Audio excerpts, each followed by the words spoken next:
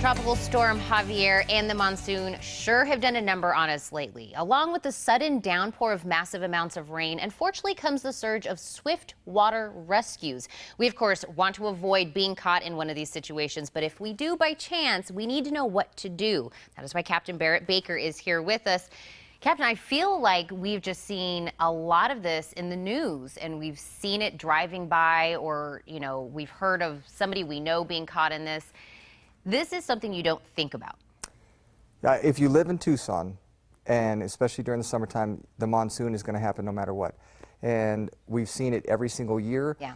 And it doesn't change. Obviously, from our standpoint, it's just about the messaging, though, that we continue to try to, I'll say, educate people on the fact that, 8 to 12 inches of water, which, a ruler's worth of water is all it takes to move a vehicle. Really? And that's the surprising part of it. But, when you pull up to that wash, you always have to make that decision.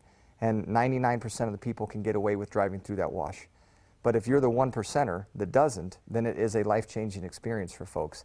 And to listen to somebody calling 911 and thinking that they're going to die, well, it changes it for you. And for us, it makes it very personal because, again, we've seen the reality of it. And so it's very easy, I think, sometimes as we can look at some of these videos to think, well, that was a stupid motorist, or that was a dummy, or, a lot of negativity that comes along with that. But honestly, can you really raise your hand and say that you've never done that before if you live in Tucson? And the answer to that's probably no. So it's just, try not to live in the glass house, because we've all done it. Unfortunately, these folks had just made maybe a bad judgment. They didn't realize the severity of it, and obviously we don't have to talk to them twice about never doing that again. And it is, I think, along with what you said, 8 to 12 inches, that's kind of shocking that that's all that it takes. But I think a lot of people don't understand you can't really tell what's going on. That's a great point. And it is. I think they're sitting right outside that going, I'm gauging this, eyeballing it. I think I could do it. Right. So here's what we can't tell. You can't tell how deep it is because and it's dark perhaps, right. Or the water itself is so muddy that you can't tell. So, and you don't know how deep the dip is itself, so you don't know how deep it is. You don't know how fast the water's going. Right by our fire station 7, the road washed out last week. So you can't tell that there's no asphalt underneath, or there's technically no road anymore. Those are all the things that you can't determine just by looking at it. So you really are kind of flipping a coin and saying yes or no as to whether I should go in. Now, the safe answer is turn around, don't drown. Right. When in doubt, wait it out. We've got all those catchy slogans to try to help convince people that there's always a different way to get where you need to go. And it might be a little bit more inconvenient, but that inconvenience pales in comparison to where getting your vehicle swept down a wash and almost passing away. And it can get emotional at times, because I can tell you that 2 years ago, we lost someone, and that was a horrific thing. And that is the end all, that you don't get the chance to rewind time and go through it again. And so, it's a cliche, but you really do have to learn from other things that have happened in a negative fashion. And, the Titanic sank.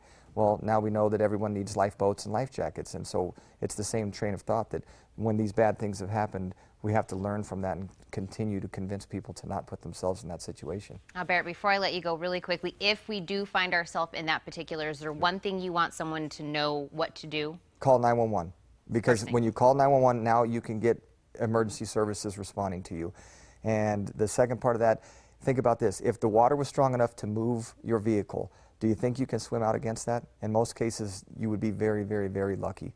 So try to stay in your vehicle as long as you can, because then we know where you're at.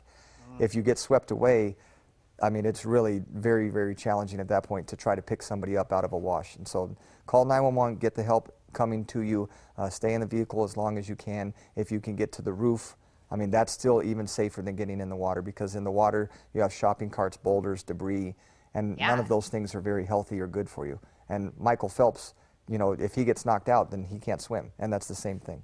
What a great analogy to put that in. Thank you so much, Barrett, for coming in. I always have you come in because it's something that is real, something that could happen to any of us, and we want to make that reminder so that you don't have to, again, see people in those bad circumstances. Well, we like to be a little lighter with this most of the time, but yeah, this is a very serious topic, so absolutely. Stay safe.